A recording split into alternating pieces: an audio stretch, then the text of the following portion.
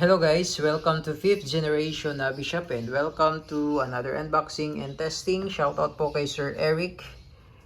Dalawang Glock 19X, Coyote Airgun Pistol 4.5mm, caliber 4.5mm and magnet.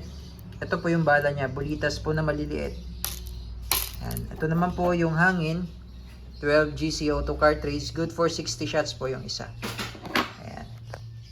So ito pong Glock 19X is crossover po ng Glock 17 grip and a Glock 19 slide. Ayan.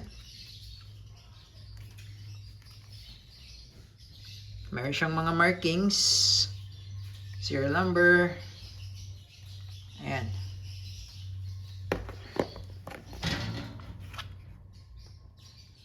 Meron din siyang markings dito sa likod. Okay. Airgun pistol. Okay, load natin ng CO2, then BBs, then testing tayo. Okay, so bali mayroon siyang kasamang Allen. Ito yung magazine niya po, 17 rounder. Yan. So paglo-load po ng bala, ito yung bulitas. Yan.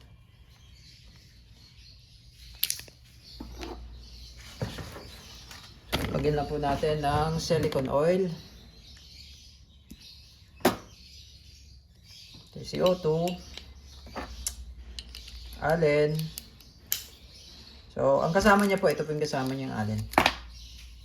Sikot, tamang higpit lang. Tamang pihit.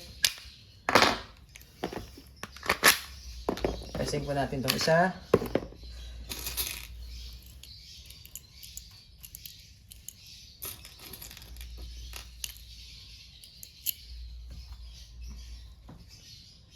CO2, silicone oil, CO2,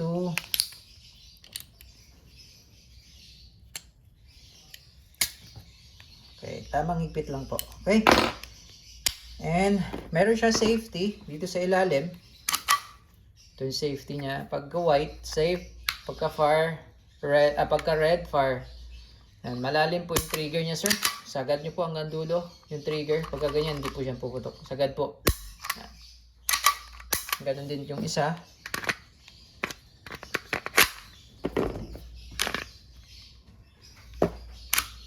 Kagandahan niya, all steel na yung internals niya. Ito safety.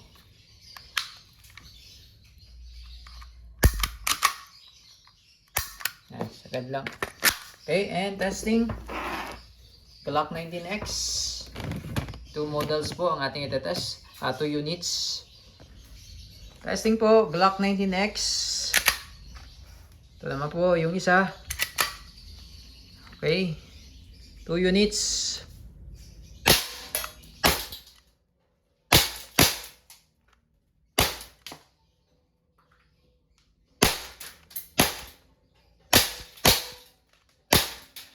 Okay. So, nag-open slide na po. Pareho. Yan. Release mag. So pagka nag-open slide, release nyo lang yung mag, tapos hatakin nyo lang. Release. Hammer lang.